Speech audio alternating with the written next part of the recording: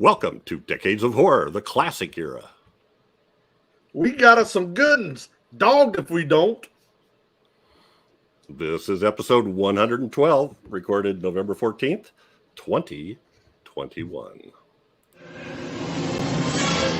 Gruesome Magazine.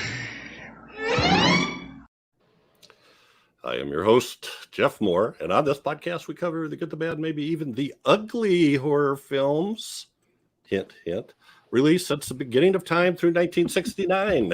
In each episode, we'll discuss the monster, spirit, psychos, and villains that have haunted movie-going audiences since the dawn of film history. Just a point of fact, that's the seventh time Sammie said dogged if we don't today. Today. All right. It's like an Andy Griffith nightmare. It is. No, we're glad to have Sammie with us. We'll introduce Sammie here in just a minute. Decades of Horror, the classic era, is partnering with the Classic Sci-Fi Movie Channel, streaming subscription service, and you can catch our podcast episodes there as well as on the Gruesome Magazine YouTube channel. So check it out. They got lots of good stuff. I go in there and literally I find stuff that I haven't seen. And in fact, this movie that we're doing today was on its sister service called the Classic Horror Movie Channel. And I watched it on there. It's a pretty good version. So check it out. It's available on Roku, Apple TV, Amazon, Fire TV, Android TV, online website across all OTT platforms, as well as mobile, tablet, and desktop. And I don't think there's any harmful side effects, so I don't have to do those really fast. So, with me this week are my incredible co-hosts. Read the cue card, Jeff.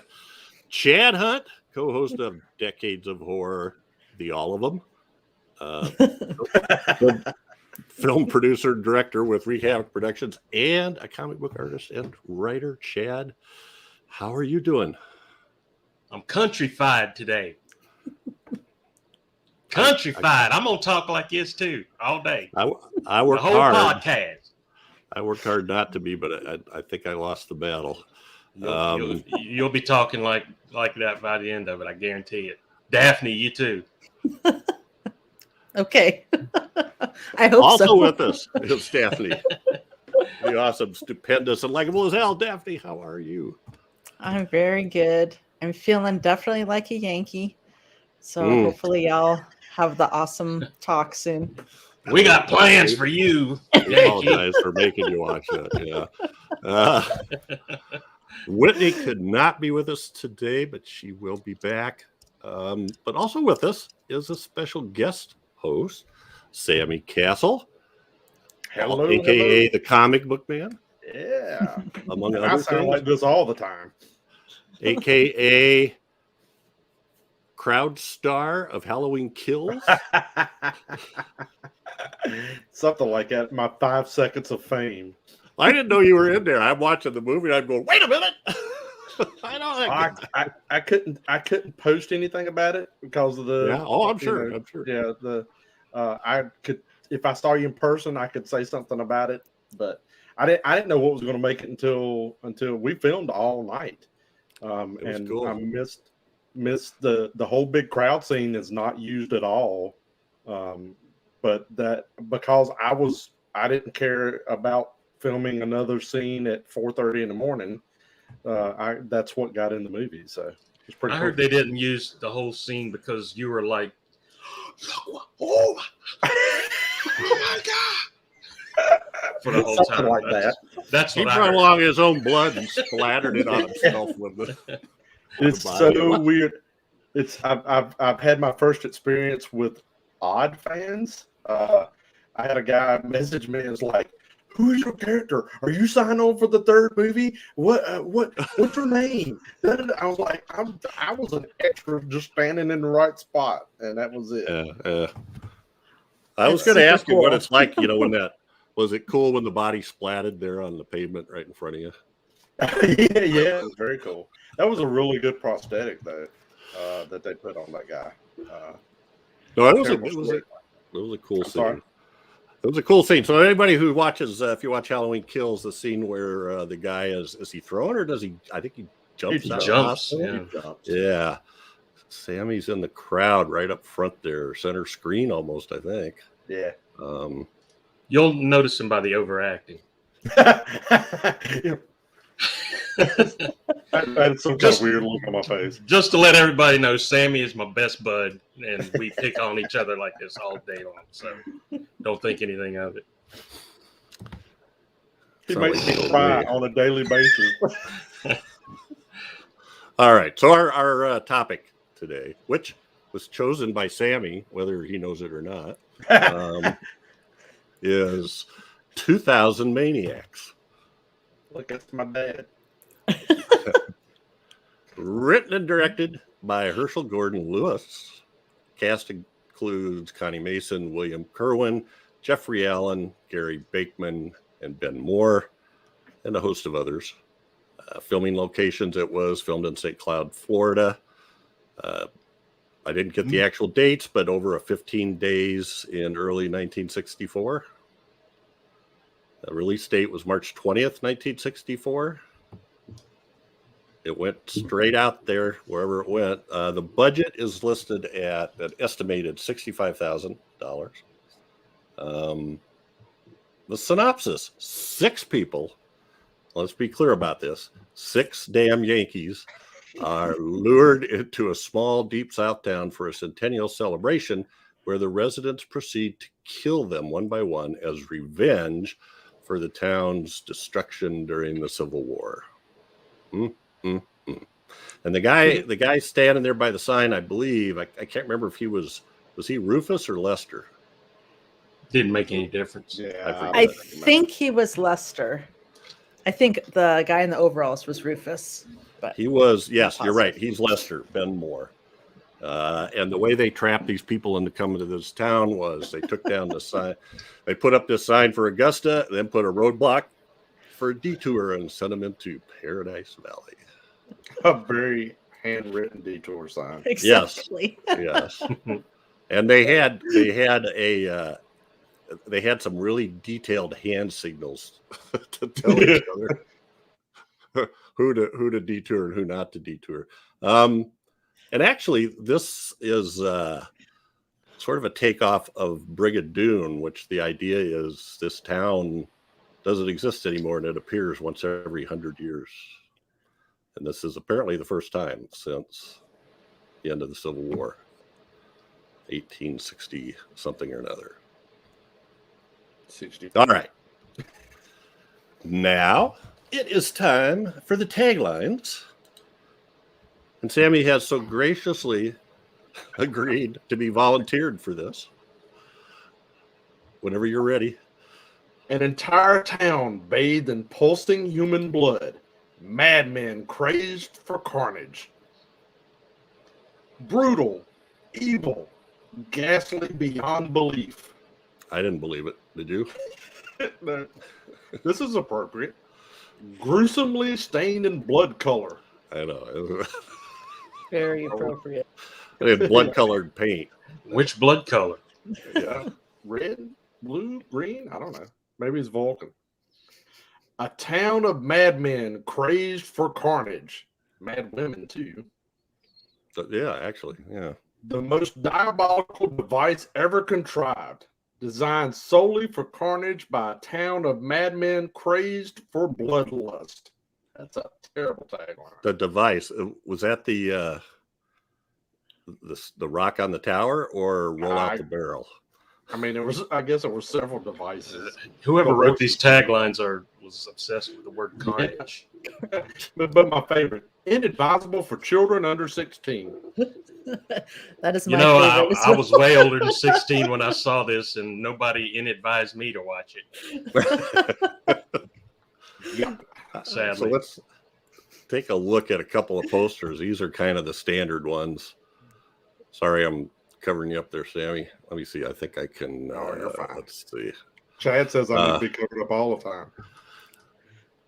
So yeah, we got the main one. The most important thing is having a woman tied up and in her bra and slip, I guess. It's got to be stage front. Which doesn't, it doesn't happen in the movie, does it? I don't think I ever actually. Wait, something on a poster that doesn't happen in a movie. So yeah, and these are actually kind of typical. I'll look at some of his other stuff later on. Let's go ahead and get to first impressions. And Sammie, since you're our guest, and this is your pick, that's whoever picks the movie gets to go first. So when did you first see this, and why did you pick this? I am from a time when, you know, big box video stores were the thing. And I'm also from a very small town in Virginia where we didn't have a Blockbuster or anything like that. It was a mom and pop. Sometimes it was a convenience store. Sometimes it was just a little store just that kind of popped up with video cassettes in it. So you went in and you looked at the big boxes and it was the covers that drew your attention. It's what sold you on what movies to watch. So I don't remember what the actual cover of this one was, but it intrigued me. Plus it's 2000 Maniacs, so let's check it out. I pick it up, I take it home, and my dad, who is not a horror fan at all, I got all my horror love from my mother, looks at that and goes, "Oh, I really like that movie. I saw it in the drive-in in 1960, whatever, 64, 65, I guess." And I went, "Wait, you're going to watch this horror movie with me?" And he's like, "Oh, yeah, we used to go get beanie weenies and bologna and cheese sandwiches and sit down and watch this movie." This and Blood Feast, one of his other movies, and Christine, because it's cars. That's the only 3 horror movies my dad would watch. So he bragged about it, and then we watched it, and I went, "Huh, I like gore, so okay, this is good." Or it's not good, but it's good. Delightfully cheesy. Well, let's see if we all agree on that. I want to.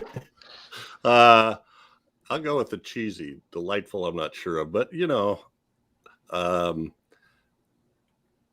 Herschell Gordon Lewis is a pretty interesting guy, so we'll talk about that a bit later. And I forgot to enlarge you, so we'll do that again later. Like this. Oh, that's you. Chad, how about you, man? Oh God, What did you think of that movie? that's good. Big, larger than life, twice as ugly. My first interaction with this movie, I guess you'd say, came from one of my parents too. My mother and her sisters had a girls' night out one night, and they all went to the drive-in. I was just a little kid, and they came back, and they were like, "Oh my God! Oh my God! I just seen the most horrible thing I've ever seen in my life." And they were all just having a fit over it. And I was like, "What happened?" They're going, "Shut up, you're too young." And I was like, "No, what happened?" So, "Seriously, be quiet. We're talking here." So I was like, "Well, what happened in the movie?" "They were eating each other. They captured these people and they were eating them. They were roasting them over a fire." My mom really talks like this. And I was just, after I heard they were eating each other and roasting body parts over on the fire, I was like, I gotta see it. So this is, I didn't see this till way, way later. I don't know why. I'd never had the availability of it or whatever, but I was sitting there watching it and I was going, "The hell's this crap?"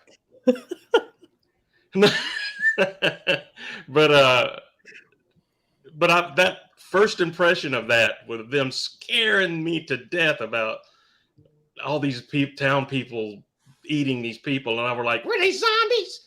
No, they were just normal people.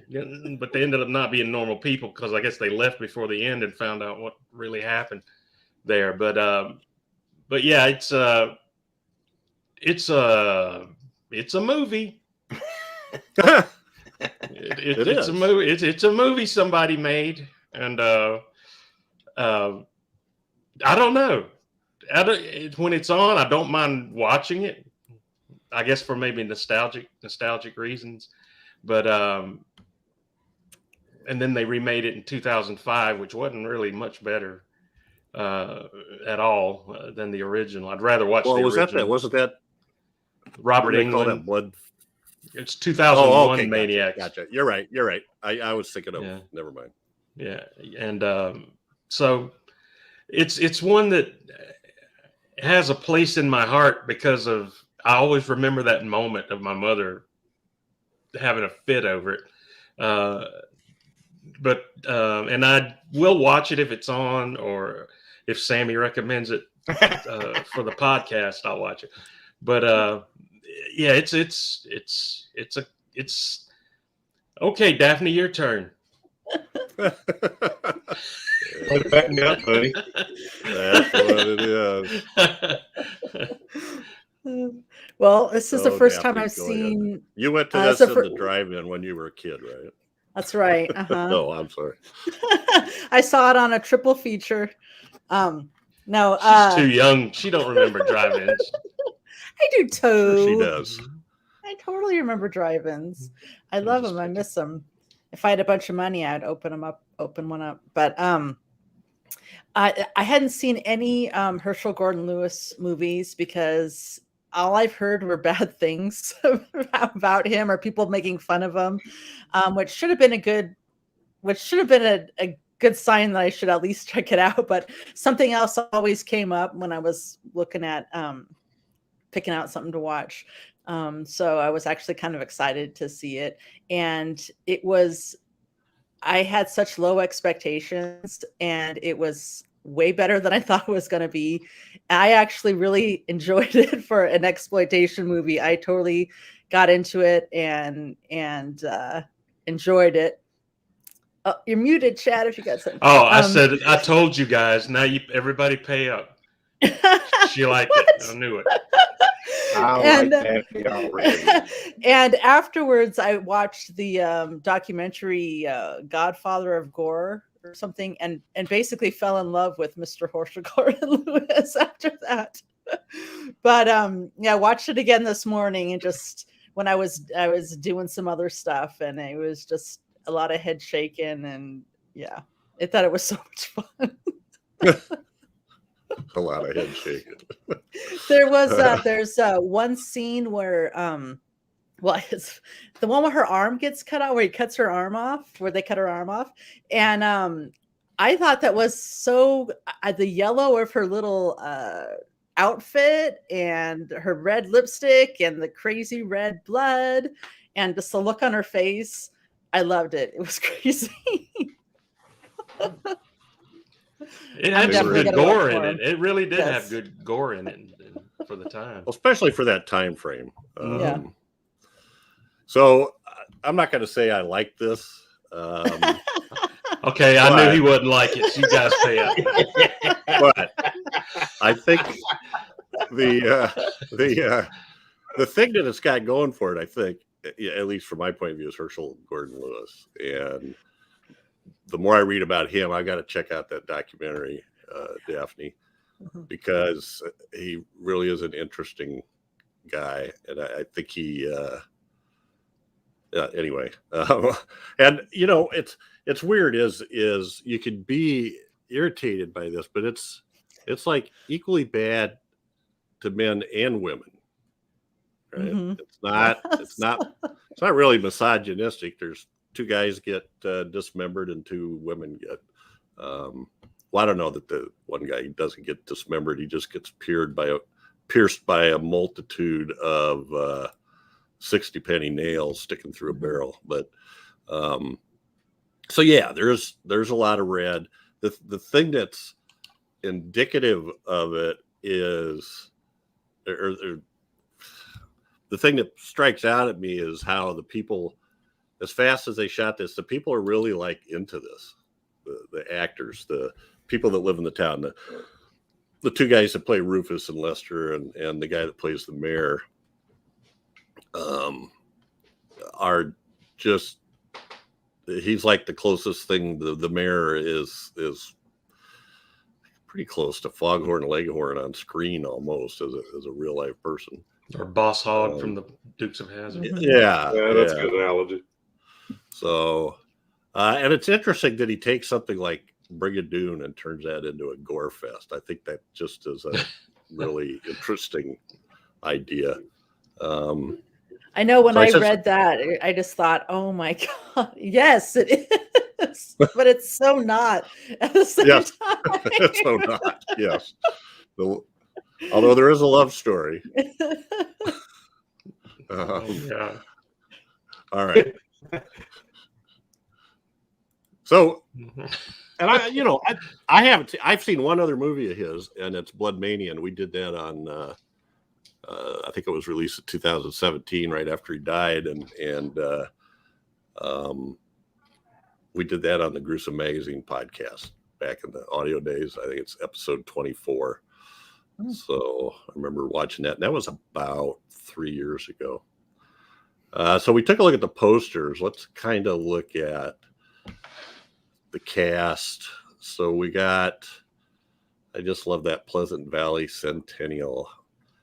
And the people that they lie to and get them to come into the town are their, what are they? They're like the parade marshals or something. Yeah. The special hosts of our Centennial. Well, and it kind of, those guys have to get picked. It changes every year or every appearance or whatever, because they talk about something about it being somebody else's turn next time or something along those lines. Yeah, I didn't quite get that, because they say it's a centennial, which would mean to me it's not going to happen again for 100 years, but yet they do make it sound like, oh, last time we did this, or next time it'll be something different. And I'm like, last time, so I don't know. It's a little confusing, because the storyline is that the Union general came through and just killed everybody and burnt the town to the ground. And now it's going to come back in 100 years, but they kind of play it up like this isn't the first time, but it is the first time. So, yeah, I mean, it's a little convoluted. So out of the people that are in this, math is hard. Yes. So kind of the couple we sort of center on are played by William Kerwin and Connie Mason. William Kerwin actually had a pretty decent career. Connie Mason was I think she was a Playmate of the Year. I think so, yeah. A couple years before that. But William Kerwin has, I don't know, 126 credits. He's in all kinds of TV shows and stuff. So yeah, he picks her, or she picks him up. He's hitchhiking because he had his car broke down or something. He had a flat. I don't remember what he had. So I don't know what to say about this. His car broke down. He was headed to a teachers conference. Right. And his car breaks down. Right. She picks him up. Takes him to the teachers conference. And in one day, they fell in love. Yeah, he started calling her honey really quick. Yeah. Well, I mean, that's kind He's only 60 years older than her, too. Well, I guess when you're in a intense situation like that, whatever, but it's like he had the opportunity and he moved in for it. It was now one of the things I love about watching old movies is the cars, and that was a cool car. Yeah. I love the car. Cool car. And we see Rufus and Lester leaning on it there. I'm going to pull them up in another shot here so we can. And every car is a convertible. Yes. So here's four of the main instigators gleefully holding down a woman and ripping her arm off or cutting her arm off or something. Jeffrey Allen is the mayor, and apparently, what's that? But you got to remember the lead up to this is the guy's got a pocket knife, and she grabs it and he cuts her with the pocket knife on her thumb, and then he freaks out and is like, "Oh my God, we got to go fix it!" And the way they're going to fix it is to just remove her whole arm. Yeah. I guess I missed that plot point. I watched this 3 times too. Apparently, it was an important plot point. The Stanley guy is trying to hook up with her and takes her out in the woods. You mean Stanley director? Yeah. Something Well, like and this guy, Where'd that name come from? I don't know, but Jeffrey Allen, apparently his real name is Talkius Blank. Is that? Yeah. And he's from Chicago, but he got in these few movie roles because he was so good at Southern accents, I guess. Didn't he have a pretty good career? Good. You guys tell me. He was in a couple other Herschell Gordon Lewis movies, Moonshine Mountain, Something Weird, This Stuff Will Kill You. And I think, is this one Herschell Gordon Lewis? Yep, The Year of the Yahoo. That was last year, wasn't it? Well, actually, my dad that was one of my dad's ways of avoiding swearing. Instead of calling people names, he called them yahoos. The two yahoos, blah, blah, blah. And I knew that was something bad happened. Well, that was in the story. Anyway, over there. He played this part with zeal, with gusto. And then Rufus and Lester, I think, what did we decide? That's Lester on the left. It's played by Ben Mohr. And on the far right is Rufus, played by Gary Bakeman. Stanley, director. Is that the guy that ends up in the quicksand? Yeah. Yes. Yeah, he plays. I'm sorry. Let me use my adult voice now. Yes. Harper. Is that the guy in the quicksand? Yes. And the actress is Shelby Livingston. I think the most disturbing thing about this film, in terms of that it would have scared people or said how terrible it was, is how much fun they're having as they dismember people. And that is very disturbing. Yeah, the barrel roll scene was quite disturbing. Just what was going on, and the way it was shot. Oh, I got that wrong too. It's barrel roll. I called it roll out the barrel, but yeah. Same. You gotta- Anybody that hasn't seen it, they drove these big 16-penny nails into the barrel. Oh no, those are like 60. Those are big ones. Big spiky looking nails. Yeah. Hundreds of them, and just roll them down the The hill. barrel roll was a real thing. They would pick With the nails? No, not the nails. Just the barrel. It was like a redneck thing to do. That's where the term "roll out the barrel" comes from. I think, Sammie, I think you should start a new TikTok challenge for roll out the barrel, for barrel roll. Just do a barrel roll. So anyway, that guy is Michael Korb, and I can't remember. He was paired with the one we'll see later, the one that got the rock off the tower. I want to know how they got the rock on the tower. Yeah. So they tell him he has to crawl through this barrel. That's all he's got to do is crawl through it. And then when he gets partway through, they stop him and start pounding nails in the barrel and then push him down the hill. And it hurt. As you can tell from the bottom picture. Yeah, that was the aftermath. He got out, crawled out, and he's going, "That didn't hurt. That didn't hurt." And then he fell over like that. Yeah, I loved how it became they became more aggressive, and as the movie went on, as far as like pushing these people to do things. It started out with a little bit of guilt, and then it was just like aggressive. Hey, this is fun. You're the person of honor. You have to do this. Yeah, they get very pushy about that. that worked pretty good, didn't it? What do that next year? So I have to give them credit. That blood looks good. For all the Hammer films that were coming out around this time, the blood looked almost pink. That's very good. And that looks so pretty real. Number 3 is Yvonne Gilbert. And I can't remember what they call this. Is this a real thing too, Sammie? Is this something they do? No, I don't think so. It's like a dunk tank, only when you hit only the thing, a big smashier. boulder drops. Smashier. Yeah, it's like dunk tank, but only smashier. Smashier. Wow. It was like a giant potato. She's a space peanut. Yeah. Space peanut. Something that really struck me when I was watching this was A rock? No, not quite.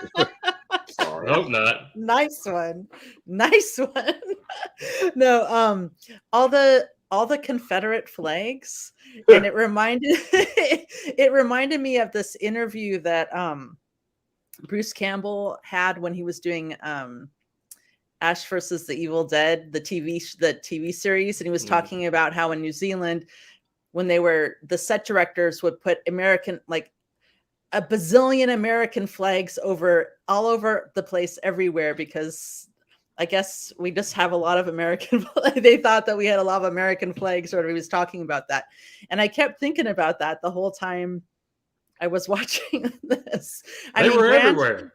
Granted, this is, the ghosts of the southern town, but yeah, that was a lot of Confederate flags. It's another kind of big plot hole too.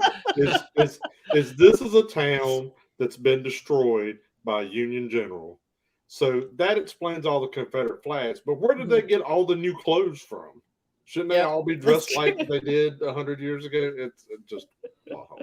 I'm sure there's some way out excuse for why they do, but nobody wanted to say budget reasons. So we just needed modern stuff.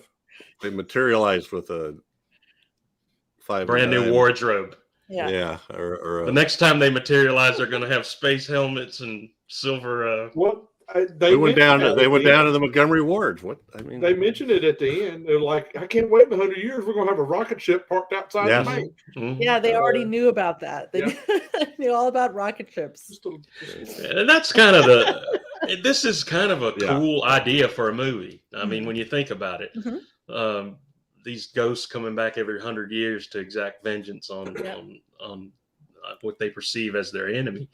And so, yeah, I think in different hands, this could have been a way, way better movie if Herschell Gordon Lewis hadn't made it. But I think it's a cool idea. I mean, the revenge film has been done 100 times and stuff, but for them to come back and every 100 years and do this I think it's kind of a cool idea. It just wasn't executed very properly here. That rock just sitting up on top just triggers my ADHD. I'm going, how did it get up? How did it get up there? Who put it up there? They're all women in the background. I know they can't put stuff up there. I'm thinking, how carefully is that balanced? Nobody's dirty. You could just hit that target with this puffy ball, and it's gonna. Yeah, I don't know. Somehow or another, it's all gonna fall down. It's an interesting thought too. If you watch that, all the women lined up right down front. All of them are women. All the guys are like standing back. All the women standing right up close to it, and they're all clean. Nobody's dirty. You think whoever lifted that rock up there would be dirty? No, nobody's dirty. They're all clean. The guys did it. The guys are clean. Even Heckle and Jekyll over there, Heckle and Jekyll, whatever their names were, are not dirty. It's a Centennial. You go home and you clean up and you come back. It's important. They're ghostesses. It's Centennial week. We take baths twice a week, not just Saturday. I didn't live too far from St. Cloud, Florida, when I lived in Florida, and I didn't see anybody down there like this. Yeah. Well, that's what the 2000 Maniacs is supposed to be, the town population, right? That was slaughtered by the Union general. Yeah. So and I'm confused. Was it what's the thing with the 6? Were there just 6 people that went in there and slaughtered the town, or they just like 6? I forget what the little monument thing said. Yeah. I couldn't read that. I don't know that there was a reason for that. Let's say yes. So it took a lot more. Maybe. I mean, it could. I guess. Well, we got 4 out of the 6. That's pretty good. Maybe we'll do better next 100 years. Next Centennial. So that's one of the things I like about it, is that it's just so. It's like such an exploitation. Yeah, film. it's it's like, grindhouse. let's It is let's grindhouse. make this. Let's just Okay. get it out there. So you have to think about this in the context of when it was. This was stuff nobody had ever seen. I mean, Psycho was what, 60, and they would even show that blood on screen.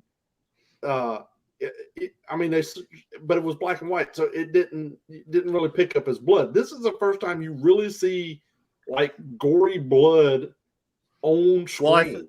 There's a Blood Feast, I guess was, but I think too though that it's easier to do stuff like that when you just skip the whole motion picture Logic. board. You don't, we're not going to submit it, so we can do it. But anyway, he was independent. It was independent filming too. They're never going to show that. Universal would never show that kind of goreness. Right. Alfred Hitchcock movie. Yeah. So independent, you can do whatever you want, and well, wasn't everything independent back then? No, just about. I'm kidding. Everything was actually studio or independent. So big time. Well, and I think it's Psycho. Psycho was like the first time they actually showed a toilet flushing. Yeah. Up until then, they wouldn't allow bodily functions. Anything anyway. I mean, there was no bodily function, but I think that was a horror movie too. The flushing toilet. Flushing. Don't look in the toilet. I can see the taglines. The Hammer horror stuff had a little bit of blood in it, but it wasn't anything like this. Well, the Hammer films was right in the fifth. The color, 50s, the color and everything, but not that level of gore. Yeah, like this one. This one just had, and I think that's why Herschell Gordon Lewis's movies have that staying power. They were for the gore hounds. That was just one of the granddaddies of the gore hound movie. No, God, stop doing that to me. And he amped it up every time. Blood Feast was bloody, gory. Then this was even a little bit more gory. And then you get the Wizard of Gore, and it's just over the top gore. Yeah, so, it's putting like mannequin legs and that are already bent at the knee, and he's like, hey, move. So something I didn't know until I was prepping for this was that he was a direct marketing expert. Mm-hmm. Wrote 20 books or something like that on direct marketing, would get called to speak at conventions and things like that as an expert. And then right away, I think I read somewhere where he said something like anybody that says their movie is art is BS.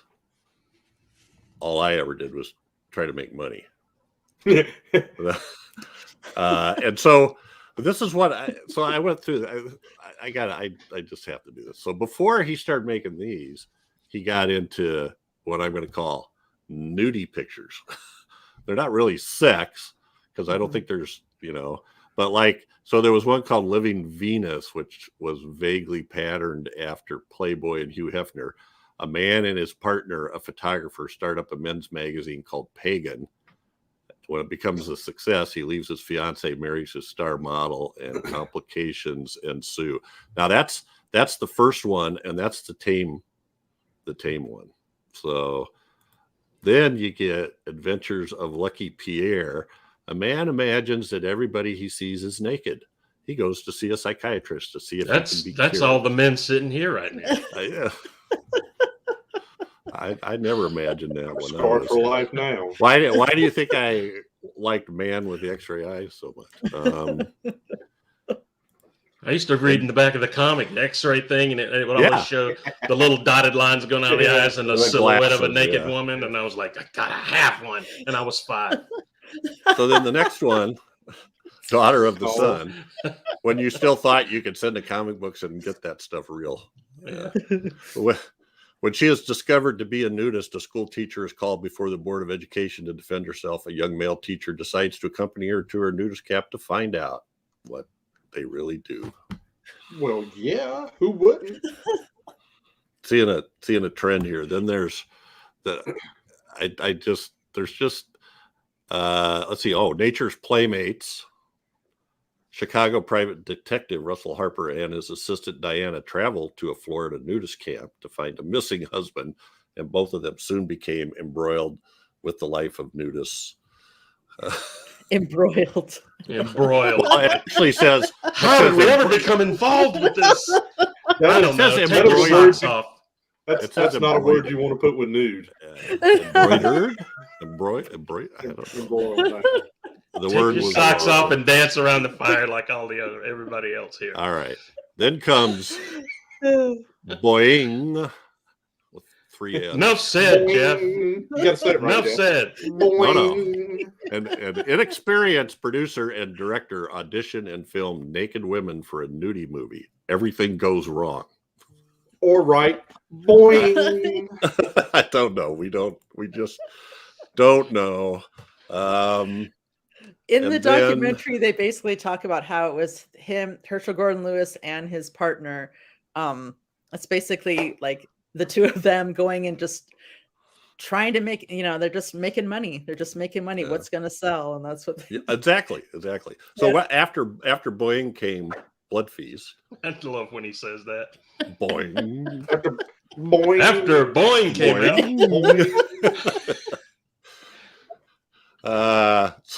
Goldilocks and the Three Bears, Bares. Man. Bear assed. A nudie cutie.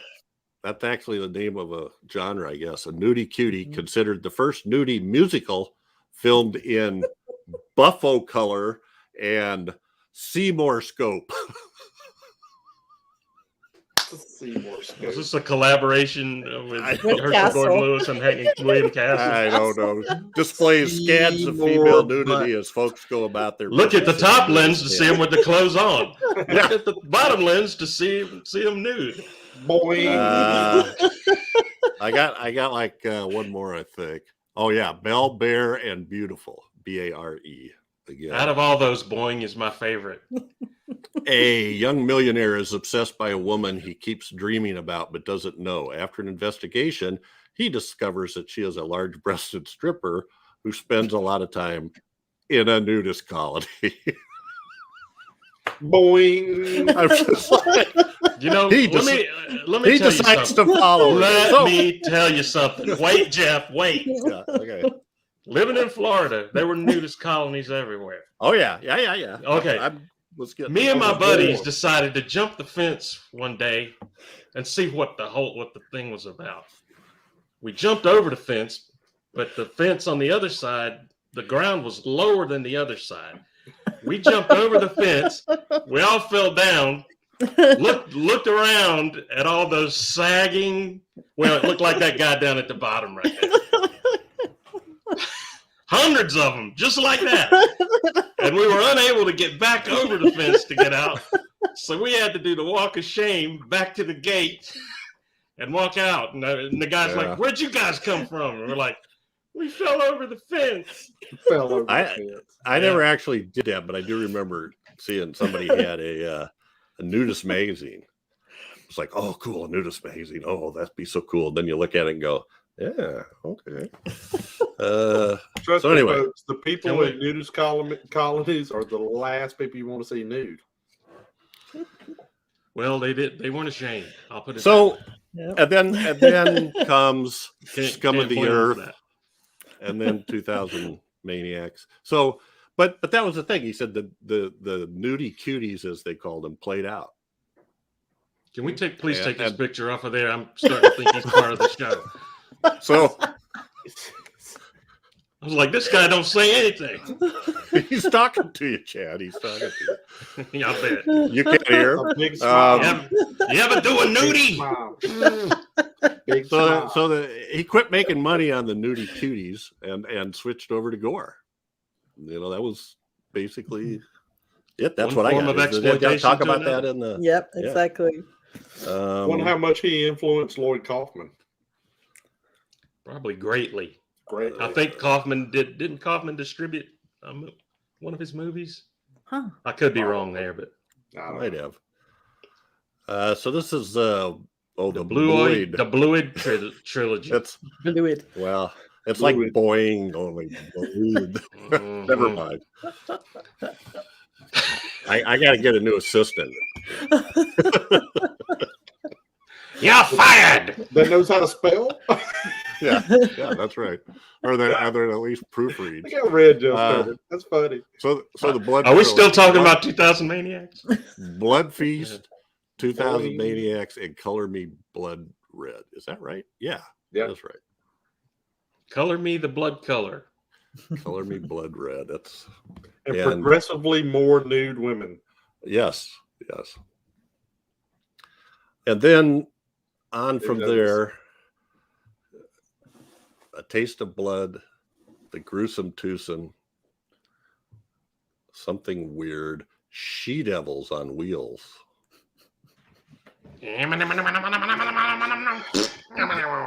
Which is a very, I mean, that's a very pro-feminist movie. Those girls are badasses. So Sammie, I forget who put it out, but the Feast, Herschell Gordon Lewis Feast box set. Okay. Well, I don't remember. Oh, you probably know if you had it. I don't think I do. I just saw it online while I was looking around. Oh. You know, when you looked up posters, you'd see has 17 Herschell Gordon Lewis movies in it. Why? That's In a torture. box set. Why? I don't remember who it's I like from. 2000 Maniacs. Some of the rest of these are not very good. And then The Wizard of Gore, which you brought up, and finally the Gore Girls, I think was the last one he did in 72. He did like he's got 38 credits. He did 35 of those in the space of 12 years from 1961 to 1972. And then comes back in 2002 with Blood Feast 2, All You Can Eat. And the Uh-Oh show, where contestants are dismembered when they get an answer wrong. It's like a quiz show. And then Blood Mania is kind of a anthology that really looks exactly like it could have been filmed in 1964. It's really about the same level. 50 years later. It's the same movie ever how far forward. It looks a little bit better. So anyway, but it's the what I get out of this is the marketing genius of him. You know, I can make these movies cheaper than crap, and I can, you know, people are like going, we haven't seen that stuff, and word of mouth is we got to go to the drive-in and see this, and you wouldn't believe what we just saw. Doesn't take much to recoup your money when your budget's $20. So, sorry, Gordon. He's dead. He don't care. So I don't think most of the people in this movie, anyway, I don't think did much else besides William Kerwin, even Jeffrey Allen, the mayor, only did a half a dozen. Yeah, I think William Kerwin start in Blood Feast, and then he did a couple of. Then he went on to a bunch of other stuff, but he did some of the stuff even before that. I think some of the nudie cuties. I love that phrase. That's a new phrase for me, a new subgenre I didn't know about. Anybody want to start a podcast? Jeff's got a 25 movie Blu-ray set on the way. the Nudie Cutie collection. Oh, is it cooties or cuties? Either way. See you, cuties. But yeah, it's gonna be cooties. Nudie cuties. I'm trying to see. I think he did some education films too, didn't he? Oh Lord, no. I hope so. I thought he may have. So. Yeah. And I want to say that's one with gosh, I should probably look this up before I say it, but one with Harvey Korman about cutting meat. That would be great. I'm going to look this up. About I can see him dressed about how to carve a turkey. Yes. Dressed I as was Hedy Barbie Lamar Corman from- doing nudie cutie. So Kerwin was in Living Venus, which was the first one we talked about. That was a takeoff of Playboy. Oh, really? Um, Interesting. and he was in. Are you ready, Chad? Boing. Goldilocks and the Three Bears, Belle, Bear and Beautiful, Scum of the Earth. So he was a HGL regular. But he also did TV and stuff. So, movies. Yes, my he did do gosh. a called Carving Magic. Harvey Korman and William Kerwin. Look it up. That arm they had on the barbecue I'm spit not. didn't look like there was much carving done there. I don't know. No, It was no just- carving done on There's there. a So lot it of was- chopping. A lot of chopping, no carving. Well, the one thing we didn't see, like we see the woman, we see the woman on the table. We showed the picture of that. We see the rock fall off the tower. We see the barrel roll, but I didn't find any pictures. One guy is basically drawn and quartered, right? yeah. Yeah. Arms Which has and happened to legs. Sammie in film. Yes, it has. I have been drawn and quartered in a movie. There are some very interesting and disturbing kills in this movie for sure. Even if they're kind of over the top, it's just the idea of them, Yeah. coming up with the idea of them. So here's one of my thoughts when we talk about Herschell Gordon Lewis. Would any of the over the top stuff in the 80s, from Pieces to Maniac to Madman, have gotten made without this stuff? And without that stuff, would stuff like Saw had ever been made? Because or Hostel. There's always, every so often, there's a market for this kind of, I say yes, that would have all been made without the help of Herschell Gordon Lewis. I mean, but I think he had an influence on it, especially something like Pieces. That's Well, like the fact that he Well- did Gruesome Twosome, that's pretty gross. But I know that Yeah. that's based. I mean, I know that that's kind of stuff has happened in real life, but that was really disturbing. I don't. What- He's called the granddaddy of gore for a Mhm. reason. So he's kind of the one that started all that whole genre. And yeah, I think movies like that were deeply influenced by some of his work.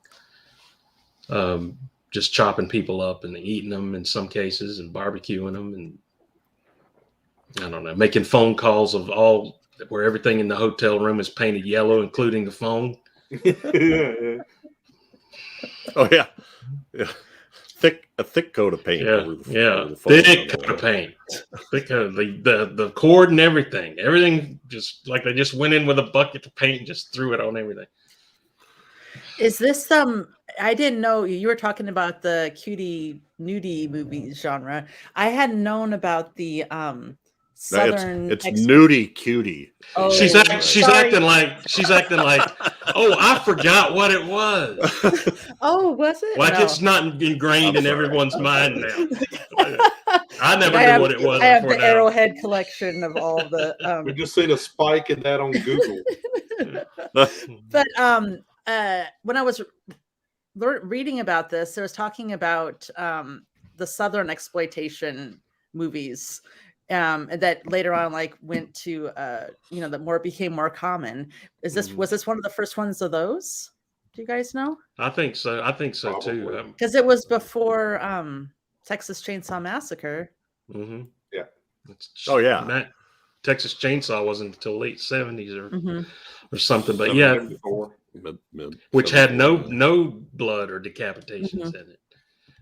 It was just implied. So that's you can see the influences on the mindset of that. And I remember back in the late 70s, early 80s, gore movies was like its own subgenre of horror. Mhm. Even there was a magazine called Gore Zone, which was a spinoff of Fangoria, that just focused on gore movies. Yep. So that was it was a big thing back then, where a lot of the audience for this kind of movie weren't that interested in horror as much the psychological aspects of horror than The they story. were. Uh-huh. Yeah, this you have to do like Jeff, watch it 2 or 3 times to really understand what's going on. I know. It was too complex a plot. Yeah. These characters, oh my God! There's got to be a reason they did that. Yeah. What is it? But yeah, that whole gore subgenre is all thanks to Herschell Gordon Lewis, I think. And I it never got any deeper than that movie either, I have to say. It's listed as one of the first Southern exploitation movies. Mm-hmm. Yeah. Then Deliverance came and knocked it out of the water. Yeah. Ned But was Beatty was never the Deliverance based same. on a book? What? I- This? No, think was wasn't it- Deliverance based on a book? I think so. Wasn't it? That's Southern good. Or author, maybe the and book was I- written afterwards too. I don't know. Who did? Gosh darn it! I hate it when my brain goes totally dead. I wish that James was Dickey. based on a book. It was a novel by Dickey. James Dickey. Yeah. I'm sorry. What did you say, Daphne? I wish the 2000 Maniacs was based on a book. I remember the paperback cover of Deliverance, and Ned Beatty going. Well, the thing it's kind of interesting because one of the things that scares me is like A town full of Confederate flags? no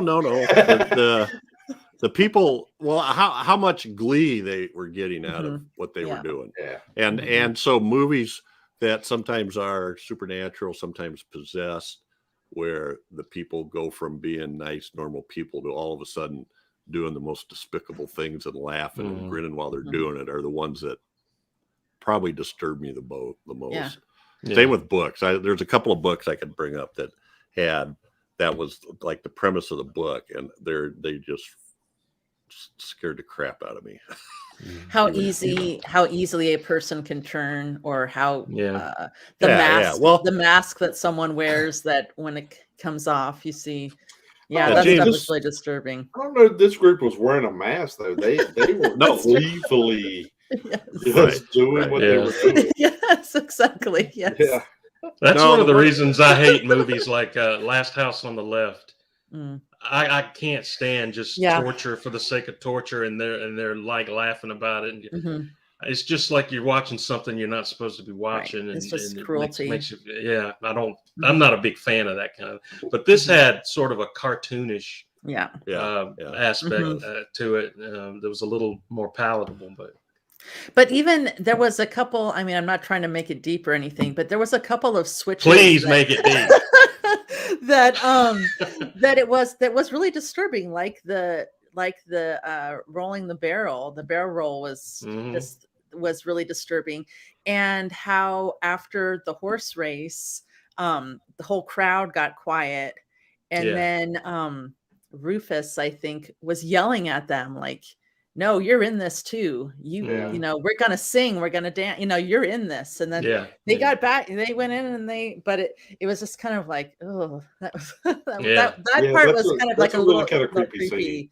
Yeah. You could see some doubt coming into some of them.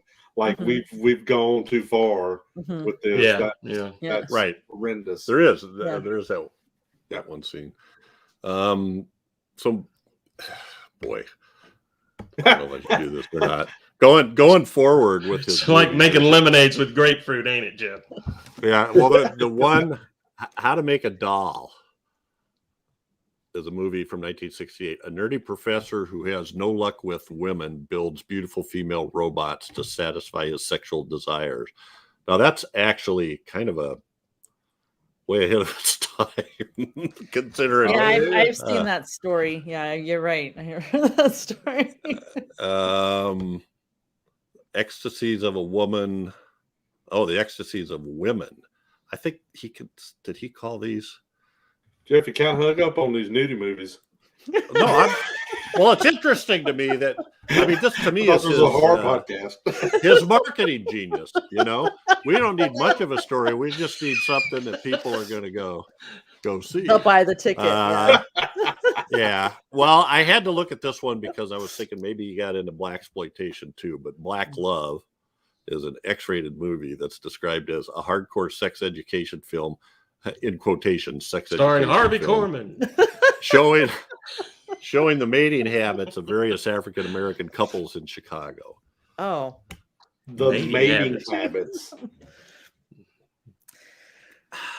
Are we just going to skip over the whole? He's dipping his toe in all these different exploitation subgenres, you know. Dipping And yeah, well, Black Love, and that was done as R.L. Smith. He used different names. There was Miss Nymphet's Zappin was done as Sheldon Seymour. You created a friggin' monster here now. I just can't. Well, this is the kind of stuff. I mean, this is what tells me what this guy is like. I mean, these are the movies. I don't want to know what he's like. This movie right here pretty much tells me what he's like. I don't need to go into all these mating habits of human beings. We also have a family movie called The Magic Land of Mother Goose. Yeah, I'm not watching that either. I'd rather talk about Billy the cat torturer.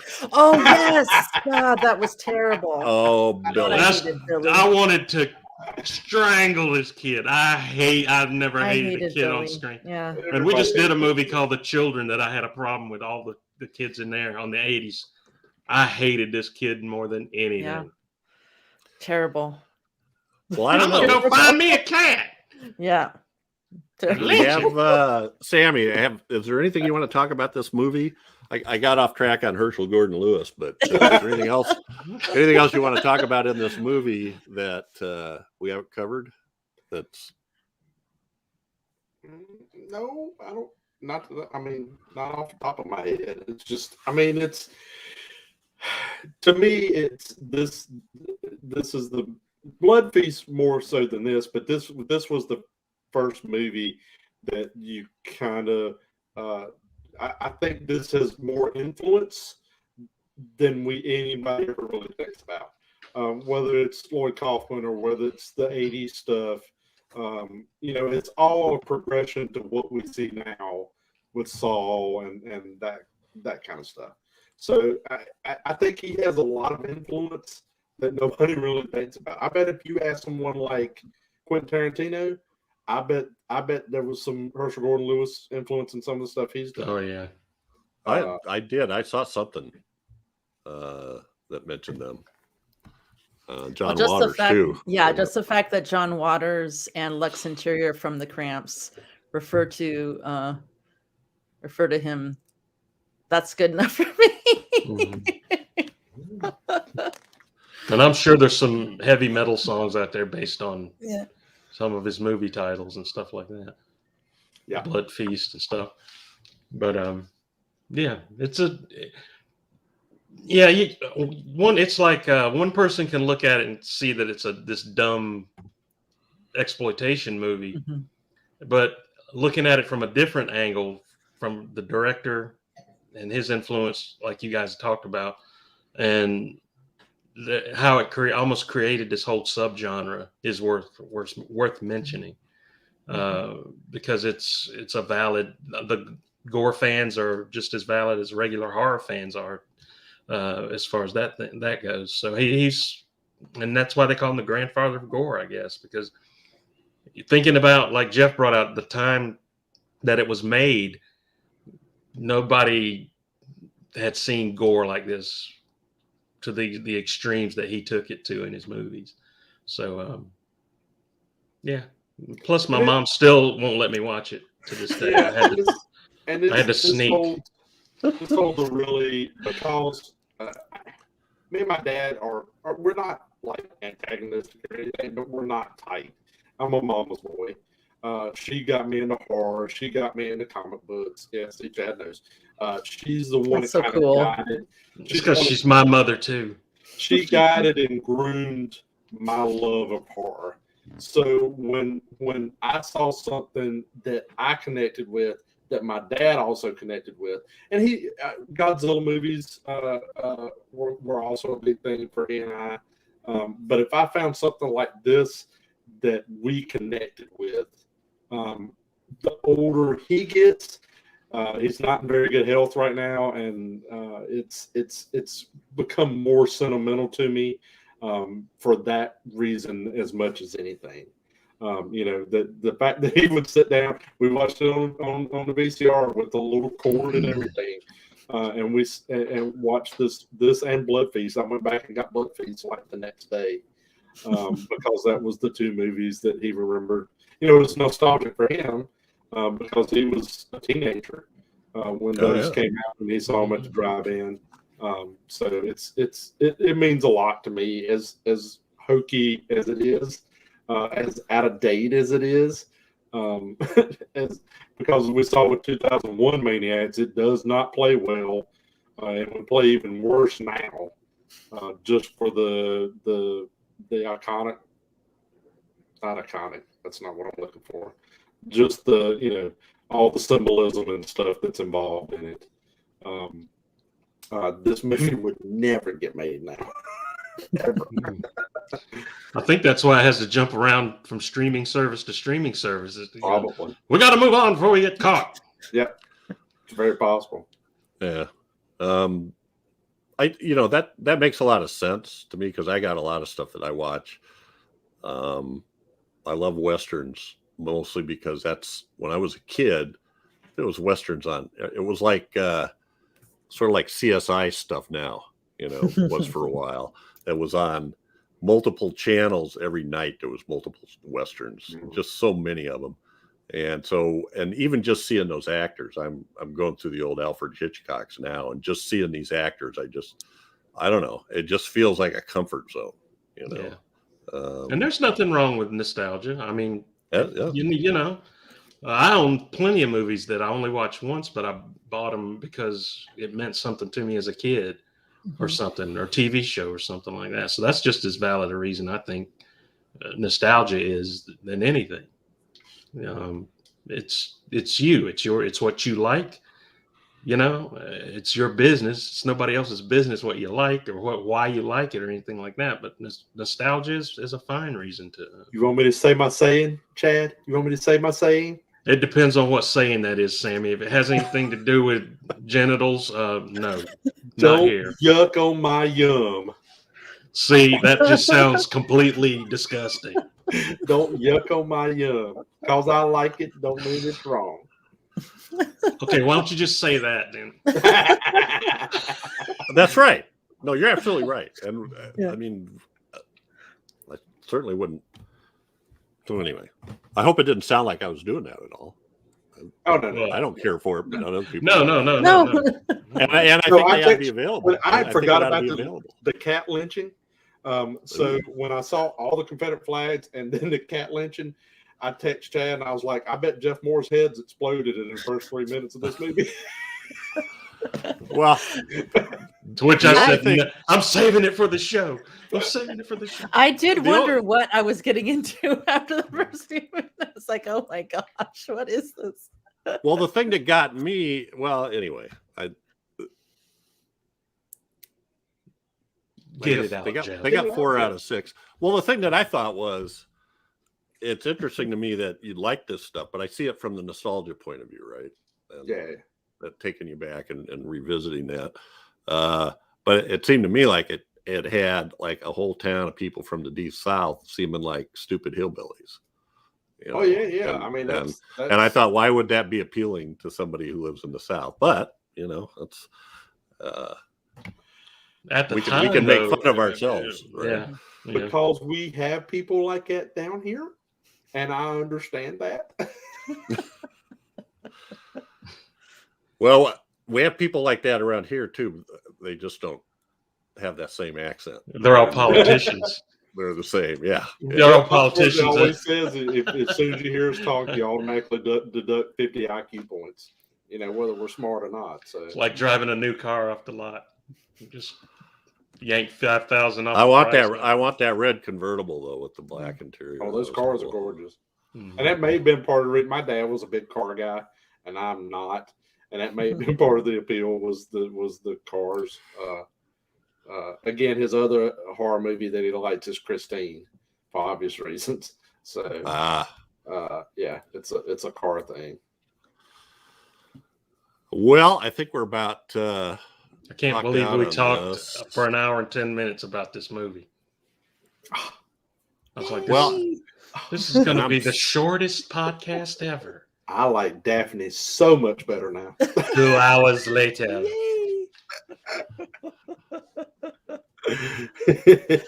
And I hate Chad even more. Then I'm doing my job. I can't believe you covered up that shirt after I bought it for you last night. You want me to take my clothes off for you? Well, that's it for this episode, Drew Believers. It got awkward. We made it awkward. Offers on the table, Sam. Offers on the table. Every 2 weeks, we'll be focusing on a specific film released between 1920 and 1969. Next up is one chosen by me, and I'm going with M. Nudie Cutie. Yeah, Volume Nudie 1. Cutie. Nudie Cutie. Well, speaking of a topic that doesn't sit well with a lot of people, M. Directed by Fritz Lang and starring Peter Lorre from 1931. Oh my goodness. Not another Peter Lorre film. But it's I believe it's in German, so you'll have to do the closed captions. That makes it even worse. But it's about a pedophile serial killer. Oh God. And 2000 Maniacs is bad. Lord have mercy. Stimpy, you idiot! He's underage. All right. There's plenty of ways to stay in touch. You didn't have to say that. Are you kidding? I got that on a T-shirt. Somewhere, I'm sure. He would.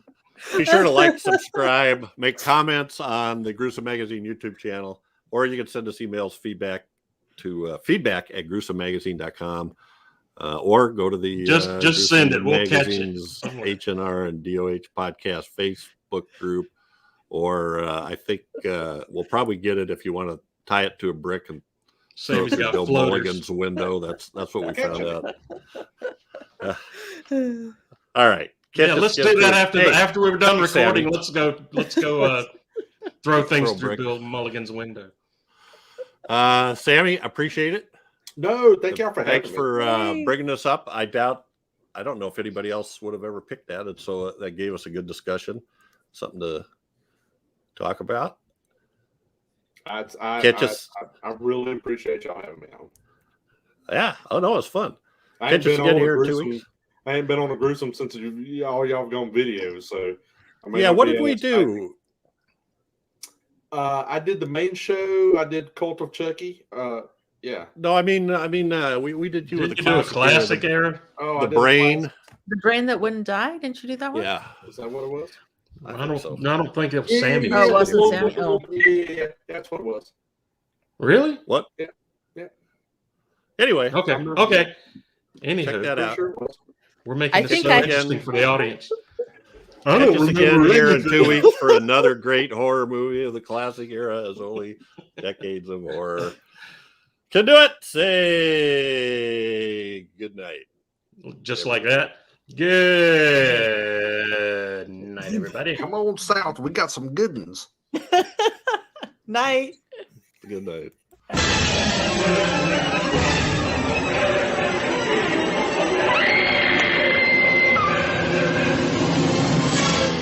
Gruesome Magazine.